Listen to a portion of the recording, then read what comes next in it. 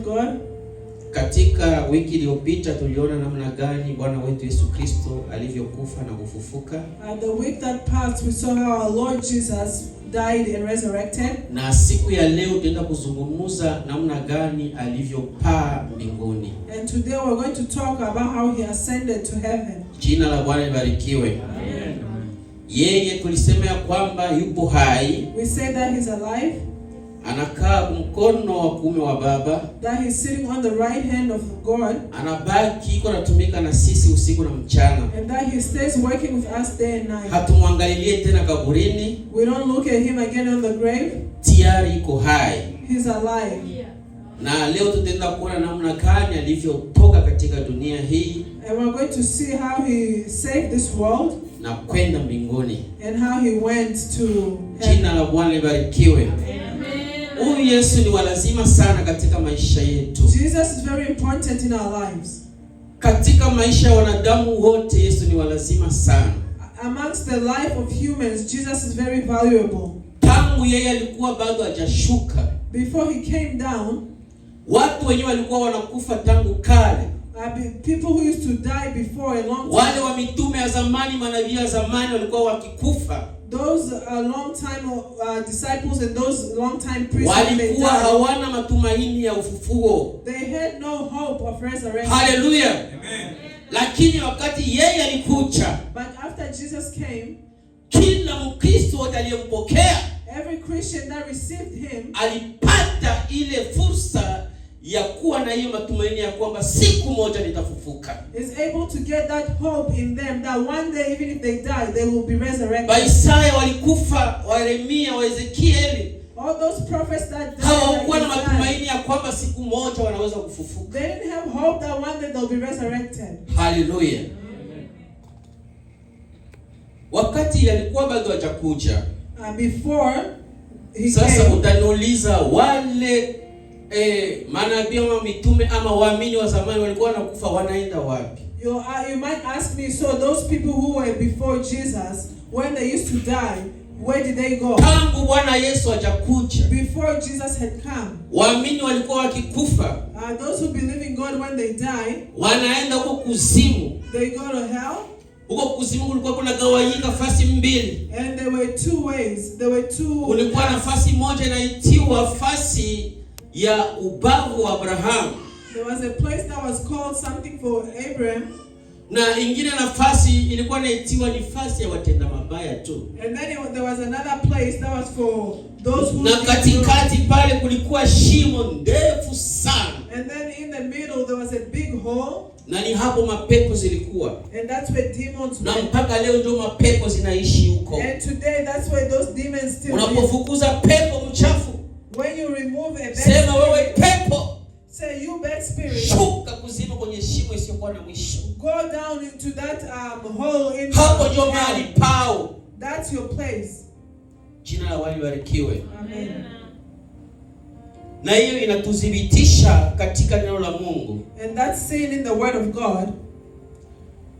Kuna historia moja Yesu alitoa. There's a story that Jesus gave ya tajiri of a rich person pamoja na maskini anaitwa Lazaro, along with a poor person called Lazarus.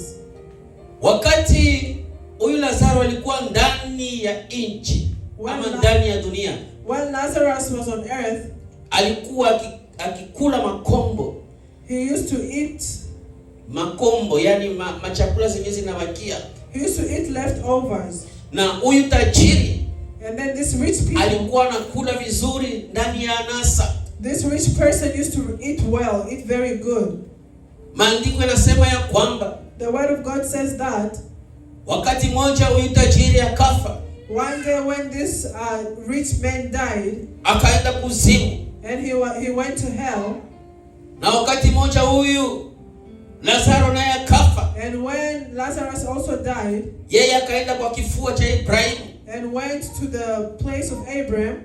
Basi wakati mmoja tajiri alikuwa ameteswa sana. So there was a time that this rich person was very akapiga macho suffered so much, and when he looked to the side, akaona huyo Lazaro yuko kwenye kifua cha Ibrahimu anatulia. And he saw Lazarus on the chest of Abraham resting. Huyo tajiri akaanza kulalamika. And that rich man started to Akasema, Lazaro. And he said, hey Lazarus, unisaidie. help me. Uchovye hata kicha cha kidole chako ndani ya maji. Put even your finger at the tip of your Kwa sababu nimekauka hapa kwenye niliyopo. Because I'm very thirsty where I am. Hallelujah. Amen. Wakati ungaliko unahubiriwa duniani, when you're still being preached on wakati earth, unashauriwa duniani, when you're still being advised on earth, uko naona ni mambo ni mapuuzi tu, you see it as vain, ni kawaida tu, it's normal. lakini kuna siku But there's a day utajuta, that you will doubt. lakini wakati ingaliki, But there is still time. Geuka, turn, fuata njia kunyooka, and follow the right path. Hallelujah. Lazaro akasema, kweli mtanisamehe. And Lazarus said, truly forgive me. Hatuna tena uhusiano mimi na wewe. We don't have a relationship anymore. Hakuna jinsi nivuke hii mpaka. There is no way that I'm able to cross here. Yule tajiri akasema, basi. And the rich person said, oh, kama inaweza wezekana, if it's possible, wewe mwenyewe uko nafasi pazuri huko, you who have a nice ukienda place, duniani, if you go to earth, umwambie wa ndugu zangu, go tell my relatives, wafate njia nzuri, to follow the right waache zambi, to leave sin. huku kwenye niko nateswa sana. This place where I am, I'm suffering. Hallelujah. Amen. Nataka kuonesha kwamba kabla Yesu ajafa, I'm trying to show you that before Jesus died, watu hawakuwa wanaenda mbinguni, people didn't used to go watu to hawakuwa heaven. wanaenda paradiso, People didn't used to go to waamini paradise. walikuwa wakifa, A lot of people used to do that when they wanaenda huko die. kuzimu, They go to hell, nafasi inaitwa ubavu wa Abraham. or to the chest, a place called the chest of Abraham. Hallelujah. Amen. Jambo la pili, The second thing, kabla Yesu ajafa, before Jesus died, kabla Yesu hajakuja, before Jesus came, Shetani alikuwa na mamlaka Satan had that authority hata kwa kaburi za waamini. even over the graves of the believers. Hallelujah. Amen. Wale wote manabii wenye mnajua kuwa wakubwa, Even those high priests, those great priests, walikufa katika imani nzuri, those prophets who died with good faith lakini in, kwa wakati huo, but at that time, kwa sababu Yesu alikuwa hajakuja, because Jesus had not come, Shetani alikuwa na mamlaka juu yao. Satan had the authority over them. Wakati wanafariki, When they died, Shetani alikuwa na mamlaka juu ya maiti yao. Satan had that authority and power over their corpse. Ukisoma katika kitabu cha Samueli wa kwanza, If you read in the book of 1 Samuel, sura yake 28, 28, mstari wa 3 mpaka 25. 3 to 5. Ile ya kwanza niwapatia verse, sikuwapatia. Ile ya kwanza ni tasoma kwenye Luka. We'll first read Luke. Luka 16:23 mpaka 25. Luke 16, 23 mpaka 25. 23 Ile to utaona 25. habari ya Lazaro na yule tajiri, namna gani alikuwa kwenye ubavu wa Abrahamu na yule tajiri alikuwa fasi ya watenda dhambi. That's where you will find the story of Lazarus and how there was a rich man and everything. Na hii yenye tunasoma sasa hivi nawaambia kwamba kabla Yesu hajakuja, Shetani alikuwa na mamlaka juu ya maiti. And then what we're about to read right now in Ya the book of waaminifu. Samuel is to see how Satan had that Ni power Samueli wa over the kwanza, corpse of believers. And Sura that's in 1 Samuel, 28:3 mpaka 15.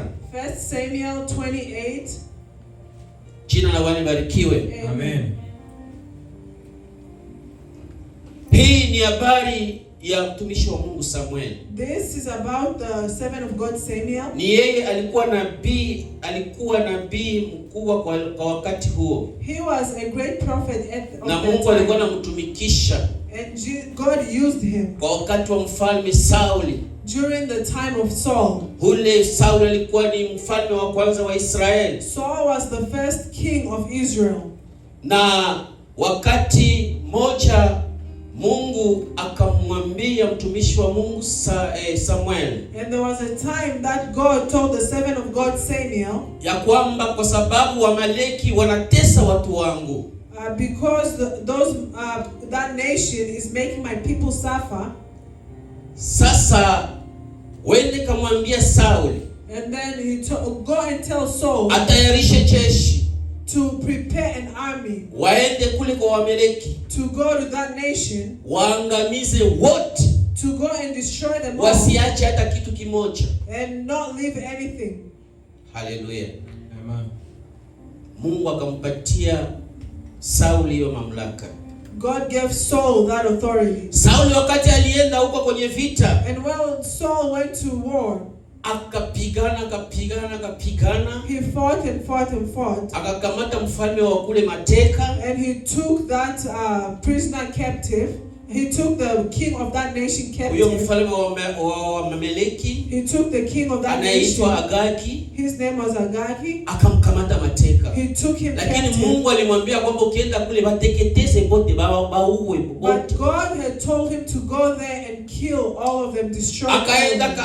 akachagua mangombe zile za kunona, He went and chose their cattle mambuzi za kunona, and their goats, akakuya nazo. and he came back with them to his home. Akakamata mamali, maoro, madiama, vitu ya samani, He akakuja took nazo. all the important and valuable, their wealth, and came home with them. Na ule mwingine wenyewe usiokuwa na maana njoo kaangamiza. And then he destroyed everything that was useless. Mungu wa mbinguni akasirika. And God in heaven was Akasema angry. tangu sasa And he said, from today, sitamsikia tena Sauli, I will not listen to you, Saul. hata sikia sauti yangu, You will not listen to my voice. hata kupitia hata nabii mmoja sitasema naye. Even through a prophet, I will not speak to him. Katika usiku At night, Mungu akamkuia Samuel, God came to akamwambia Samuel, angalia yule mfalme mwenyewe ulienda kumwangia mafuta. and he said, look at that king that you went and Sitamsikia anointed. tena na muacha, I will not listen to him anymore. I'm leaving him. na ufalme wako utanyang'anywa And his nation will kwa be sababu taken from hakutii him. sauti yangu. Because he didn't listen to my voice. Haleluya. Amen. Haleluya. Amen. Pasipo kutii sauti ya Mungu When you don't obey the voice of God, panakuwa shida. there's a problem. Basi wakati mmoja sasa, There was another time, hiyo usubuhi, that morning, it was morning, Samueli akakosa amani, akasema acha niende mwambia Sauli kwa nini alifanya hivi. Samuel just wasn't feeling at peace, so he decided to go and ask Samuel why he did what he did. Wakati alifika tu kwa Sauli, When he got to Saul, akasikia mafucho ya mangombe, ya mambuzi, and he just heard animal sounds. Akasema sasa wewe, Mungu alikwambia uteketeze hivi vitu unavileta huku. And then he asked Saul, God told you to destroy these things and you've brought them here. Asi ndio naona, na mfalme mwenyewe nikutana kule alileta hata ngombe njoo hizo ili tutoshe Bwana madhabahu. And he said, yeah, this the king that was there. He even brought the sheep and stuff so that we can make a sacrifice for God. Samueli akasema ule mfalme umlete. And Samuel said, bring that king here. Mwenyewe Samueli akamtia pale. And Samuel put him there. Akakatakata yule mfalme. And he cut that Akasema king into Mungu amekwisha pieces. kusema wewe utangamia na And he uangamie. said, God said you'll die, so you must Samueli die. akatoka pale akakwenda. Then Samuel left and Na went. mwenyewe alienda kule kwake Rama. And when he went in Ramah, Na kafa huko. he died there. Sauli hakumuona tena. Saul never saw him again. Sasa wengine wakainuka kuja kupiga Israeli. And then others stood to come and fight Israel. Wale walikuwa ni Wafilistia sasa. And those were the Philistines. Sauli akaanza kuomba Mungu. And Saul started to pray to God. Mungu hakumjibia lolote. And God wasn't responding to him. Sauli alingoja aseme na Mungu. Saul was waiting to speak with God. Mungu hakujibu lolote. And God didn't respond to him. Basi akasema ya kwamba And he said that, nakuwa na wachawi wengi, I have many nakuwa na witches. wafumu wengi. I have a lot of traditional doctors. Kuna kuwa umoja tu nabii mwenyewe alikuwa anasema na mimi kupitia Mungu ni Samueli, naye amekwisha kufa. Nitafanya nini? There was only one prophet who used to speak with me because God spoke with me through him. Now he's dead. What am I Nitafanya going to do? nguvu yote afufuke, I'm going to do all that I can to make sure that he can be ili niambie resurrected, Mungu anataka nini kwangu. so that I can ask God what he wants from me. Jina la Bwana libarikiwe. Amen. Niko naenda kuambia kwamba wakati Yesu alikuwa hajazaliwa na kufa na kufufuka hapa duniani, I'm trying to show you that before Jesus was born and died and resurrected, Shetani alikuwa na mamlaka juu ya uaminifu. Satan had that authority over Bila believers. kukawia, Sauli akakamata mama mmoja And without delay, chawi, Saul took a witch akasema twende and said, let's go, ili uje nifufulie Sauli, so that you can go and resurrect, nifufulie Samuel. so that you can go and resurrect Samuel. Kweli walifika kwenye kaburi, When they got to the grave, alikamata kafimbo, he took a little stick alipiga pale, and he hit it, mzee Samuel akachomoka hivyo hivyo. and Samuel came out of the grave. Haleluya. Amen. Huyu Yesu ni walazima sana kwetu. Jesus is very meaningful to Wenzetu wa us. zamani hawakuona utamu wa Yesu kama sisi. Those who came before us, before Jesus, they didn't see how sweet. Shetani alikuwa na he was. mamlaka juu ya mauti yao. Because Satan had that authority over their corpse. Ijapokuwa roho zao zilikuwa kule kwenye ubavu wa Abrahamu, Even though their hearts were, lakini their mili spirits yao were on the chest ilikuwa of hapo, Abraham, ilikuwa iko chini ya mamlaka ya Shetani.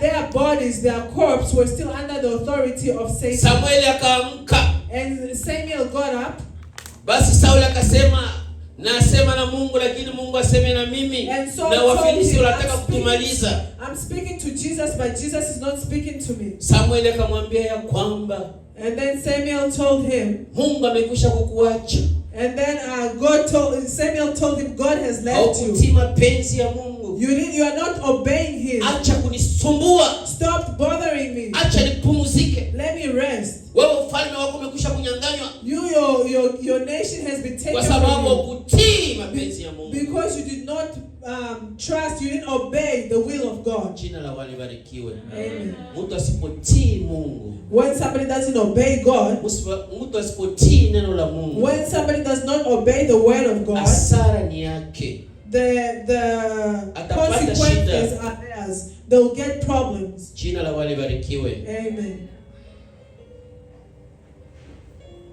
Lakini kabla ya hayo sasa, But before that,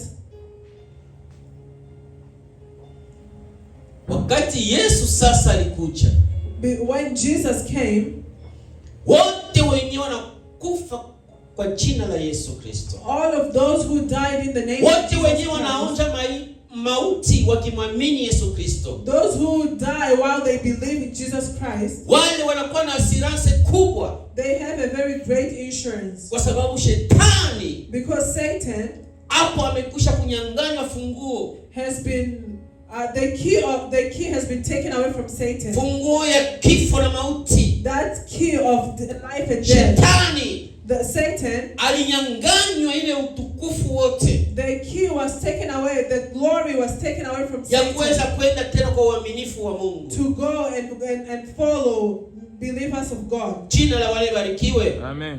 Haleluya. Amen. Haleluya. Amen.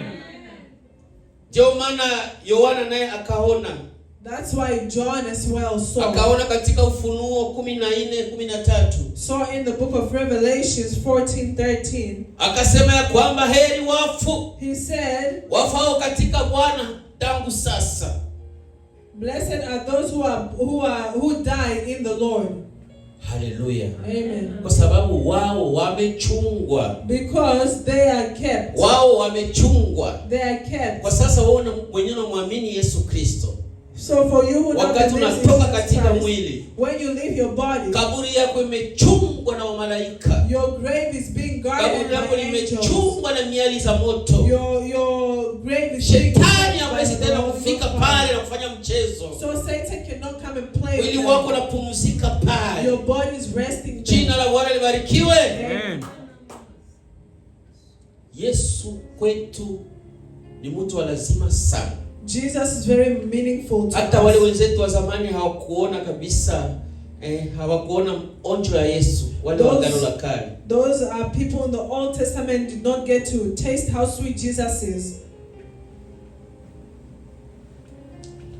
Basi tuko tunasoma juu ya kupaa kwa Yesu Kristo. We are reading on juu ya kupaa kwa Yesu Kristo. The ascension of Jesus Christ. Namna gani alivyopaa? How did he ascend? Na huyu Yesu wakati alipofufuka, when Jesus was resurrected, alibaki kwanza duniani. He stayed first on earth. Alibaki siku 40. He was here for 40 days. Na hapo akizungumuza na wanafunzi wake maneno ya ufalme wa Mungu. He was talking to his disciples about words of the kingdom of God. Jina la Bwana libarikiwe. Amen. Ile tunaiona katika Matendo ya Mitume 1:3. We see that in the book of Acts 1:3. Hallelujah. Amen. Wakati yeye alipofufuka, when he was resurrected, aliweza kupeleka kwanza mioyo. He was able first to take the spirits. Wale wenyewe walikuwa katika ubavu wa Abrahamu. Those who were on the chest of Abraham. Wale waamini wenyewe walikufa katika Agano la Kale.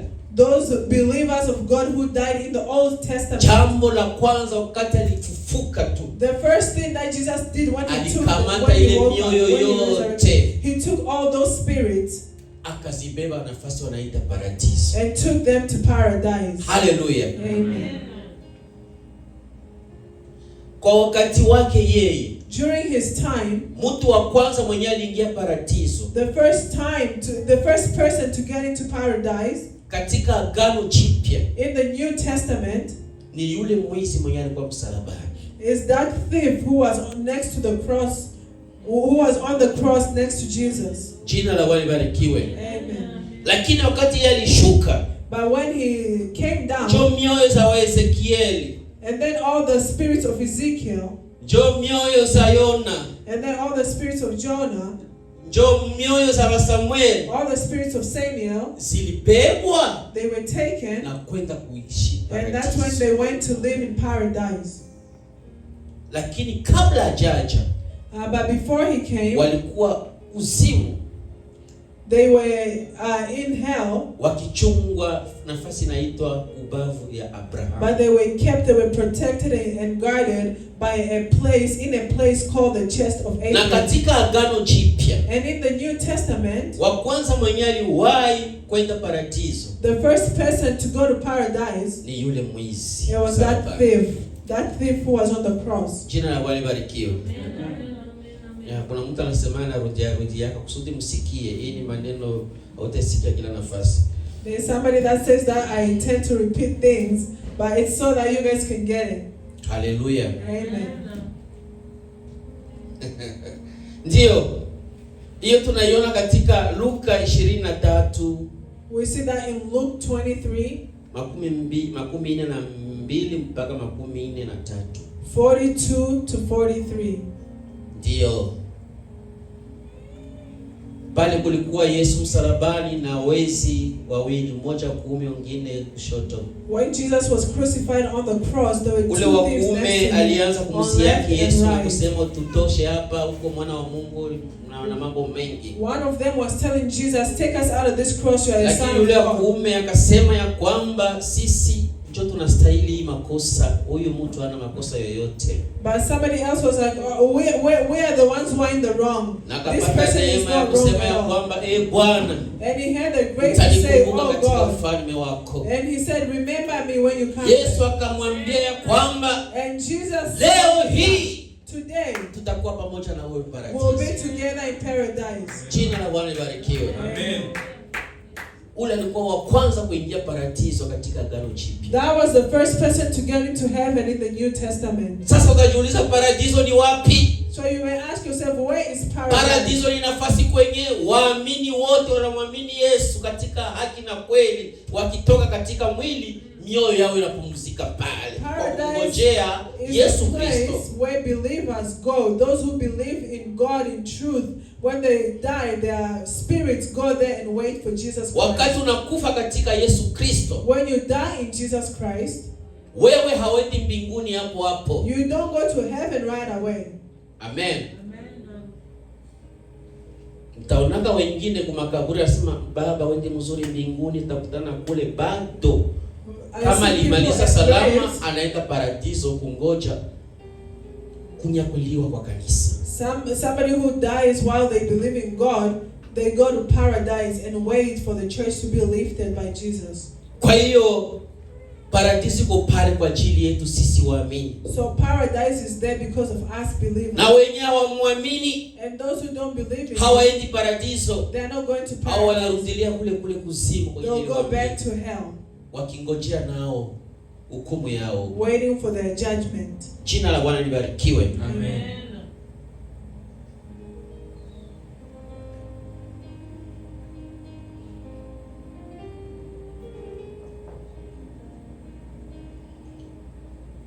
Wakati Yesu alipopaa mbinguni, when Jesus ascended to heaven, hakutuacha hivyo hivyo. He didn't leave us just. Alisema aliona ya kwamba duniani kunakuwa mateso. He saw that on earth they suffer. Panakuwa shida. There is problems. Panakuwa madeception mbalimbali. There is a lot of deception.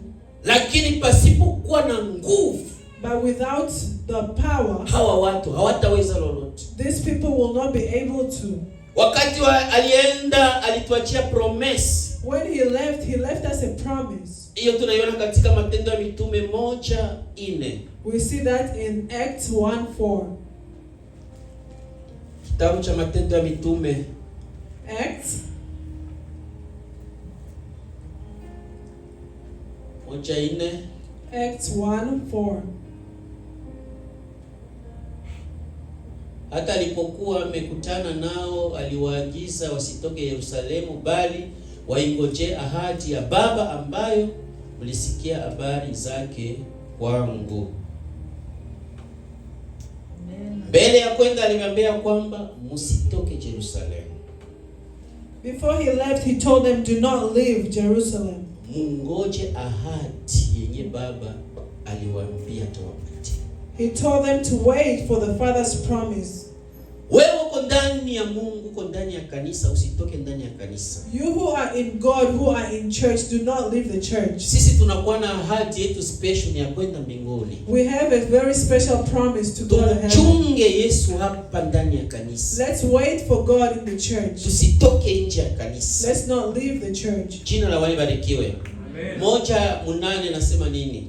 1:8. Ile hiyo Matendo ya Mitume 1:8. 1:8.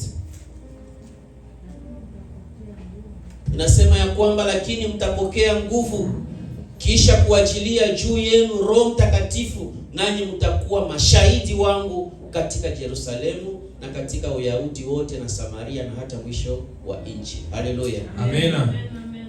Hawezi kuwa shahidi wa Mungu kama hauna nguvu za Roho Mtakatifu. You cannot be a witness of God if you don't have the power of the Holy Spirit. Hawezi mwambia mwingine habari njema kama hauna Roho Mtakatifu. You cannot tell somebody else the good news if you don't have the power of the Holy Spirit. Hawezi ukashinda jaribu kama hauna Roho Mtakatifu. You cannot overcome temptation if you don't have the Holy Spirit. Hiyo ni nguvu yenyewe alituachia. That's the power that he left for us. Ya kuweza kupasha habari njema. To go on and to give the good ya news. kuweza kustahimili katika majaribu. To go on and overcome temptation. Kama watu wanaanguka ni kwa sababu hawana hiyo nguvu ya Roho Mtakatifu. If people keep falling and falling, it's because they don't have that power of the Holy Spirit. Kama watu wabadilike, hakuna kitu ndani mwao ya kuwasukuma ili wapate kubadilika. If people are not being transformed, it's because they don't have anything in them that's pushing them. Alisema naenda lakini nitawachia nguvu. He said I will go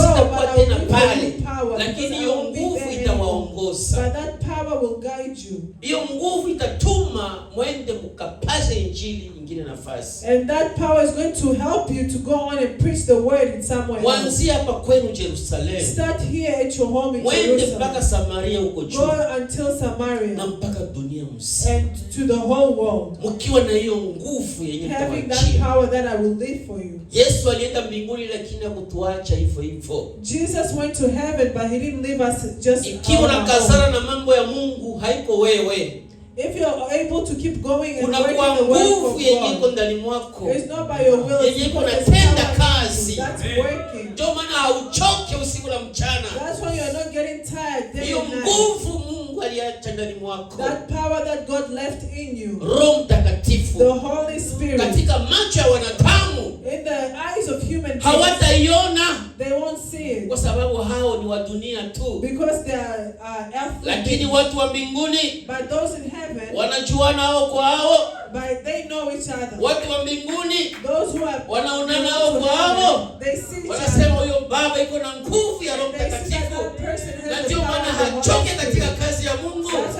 Hajali niko na watu, hajali niko na bibi, hajali niko na kazi, lakini anaendelea na kazi ya Mungu bila kuchoka. Anakuwa na nguvu ya Roho Mtakatifu yenye Bwana wetu Yesu Kristo mbele ya kwenda alisema nitawatumia. Said he will live for us. Jina la Bwana libarikiwe. Amen. Hallelujah. Amen. Na ndio maana leo naona mvua ikinyesha unakuja kanisani. And that's why today, even though it's raining, you still come to church. Ndio maana leo sino hata ifike hapo unakuja. Even if it's snowing, you still come to church. Unakuwa nguvu yenyewe iko ndani mwako. Because there's power that's within you. Jina la Bwana libarikiwe. Amen. Praise be the name of Jesus. Hallelujah. Amen. Kisha kupewa hiyo nguvu sasa, after being given that power, akatuachia recommendation.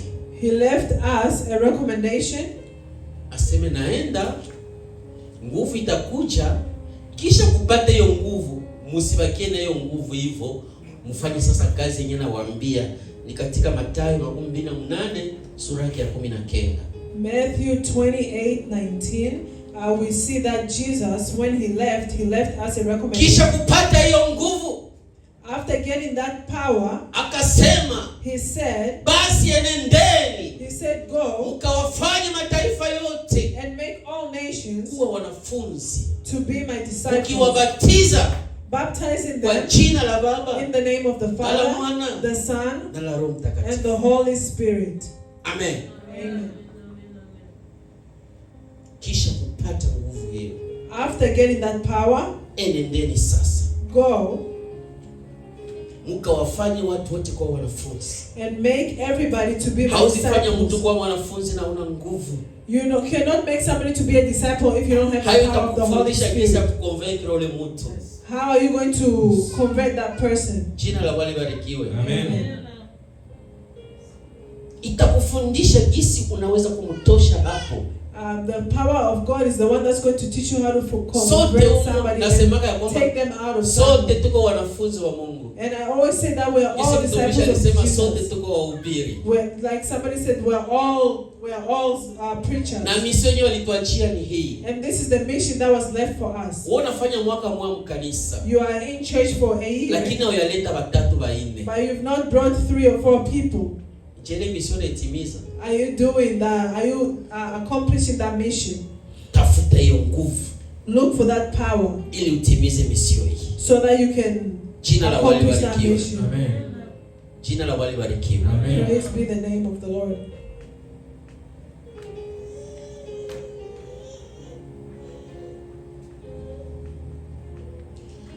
Kisha baada ya hapo Matendo ya Mitume hiyo 1:9, and in the book of Acts 1:9, kisha kuwapatia recommendation zote, after being sent with those recommendations, neno la Bwana linasema ya kwamba akiisha kusema hayo, alipokuwa akitazama akainuliwa wingu ikampokea kutoka machoni pao. The word of God in Acts 1:9 says, after he had said this, he was taken up as they were watching, and a cloud took him out of their sight. Kisha na kuwapatia recommendation. After giving us the Holy Spirit, mbingu ilifunguka. It says that the heavens opened. Yesu akapanda. And Jesus ascended. Kama mtu yuko anapanda kwenye ascenseur. Like somebody who's going up in a elevator. Akaenda. And he went. Lakini hapo mstari wa 10 nasema ya kwamba, but in line 10 it says, walipokuwa wakikaza macho mbinguni, while he was going, they were gazing into heaven, akienda zake, and he was going. Tazama watu wawili wakisimama karibu nao wenye nguo nyeupe. And suddenly 2 men in white clothes stood. Wakasema, enyi watu wa Galilaya, they said, men of Galilee? Mbona mmesimama mkitazama mbingu? Why do you stand up looking to Huyu heaven? Yesu aliyechukuliwa kutoka kwenu kwenda juu mbinguni, The Jesus who has been taken up from you to heaven, atakuja jinsi hiyo mlivyomwona akienda zake mbinguni. Will come in the same way that you have seen him going into heaven. Na hii tuko wakati huo And we are wa kuchunga Bwana wetu Yesu Kristo, waiting for our Lord jinsi alivyoenda mbinguni. the way he went to heaven. Tunamchunga kuja sasa kuchukua We are kanisa. waiting for him to come and take the Mimi church. na wewe tuko katika attempt ya kumchunga Yesu Kristo. Me and you right now in Na the ndio maana process of tunaitwa waiting tuko for wa Jesus bibi Christ. harusi wa That's Bwana. why we are called the Bibi bride of the harusi Lord. anajitayarishaka. A bride prepares Hatokani tu themselves. kumafika na wanaenda kundoa They hapana. don't just stay Anajitayarishaka. They prepare themselves. Kwani kulisha kwa vitu wanaita ma make-up wanamtia They do maparafui. makeup. Makucha kutoka hapa mpaka kwa hiyo mlango sijue manini anajitayarishaka. They prepare themselves. Na sisi katika hali ya kiroho tunamchunga Bwana wetu as we wait for ili the akuje Lord, kutuchukua, as we wait for him to come and take us, tuchangane na hizo rose ziko paradiso. so that we can be with the Jina la Bwana libarikiwe. Kwa hiyo tunamchunga We are sasa. waiting for Kwa the hiyo Lord. wakati We are tunamchunga, waiting for him. na kweli na iko karibu ya kucha, And he's about to kwa come. sababu mambo yenyewe alisema yote mamaesinye zimekwisha kuonekana. Because the signs that he left for Vita us zinapiga huku na huku. Wars are Unaona here jinsi and there. maetaji za sekanti ziko zinateketea. You can see how Watu wanakufa skylines are maelfu. falling and thousands of people are dying. Mamaji zinajaa huko na huku. The floods are happening all over. Watu wanaanza kusalitiana. People are betraying Watu each hawapendi other. tena neno la Mungu. People don't like the word Upendo of wa God. wengi umekwisha kupoa. A lot of people don't have love for one another. Esinye zote zimekwisha The signs kabisa. are all there. Tunachunga huyu Bwana. We are waiting for the Neno Lord. iko kwako na mchunga namna gani? How are you waiting for Ndio the maana Lord? tunataka tujitayarishe That's katika why we hali ya want to kiroho. prepare ourselves spiritually. Usizichange na mambo ya dunia. Don't mix Bwana yourself with wetu worldly kisi things. alienda na ndio kisi atarudi kuja The way kutuchukua, he left is na the way iko he karibu left. kuja And kutuchukua. he's about to Kwa hiyo shika sana ulicho nacho, asije mtu akakutoshe taji yako. They shouldn't take you out. Usiende huku na huku, Don't go here and ukidanganywa huku na huku. Don't be lied to Maandiko here and yanasema there. ya kwamba The word of God watakuja says, manabii wa uongo, they'll come na false tumekwisha prophets, kuwaona and we've wakifanya seen them. mamiujiza. Who do Wewe miracles. usitegemee miujiza, tegemea roho yako kama iko tayari You trust. kwa kuweza kumpokea Bwana, kwa sababu iko tayari kuja kuchukua Is kanisa your lake. spirit ready to receive God because he's coming to take his church? Amen. Haleluya. Amen. Eti jinsi nitakavyo, jinsi mnamuona naenda, The word of God says the way that you see him going na njoo jinsi atakavyokuja. is the same way that he will come. Tunamchunga. We are waiting for him. Ni heri umchunge katika hali ya mtakatifu.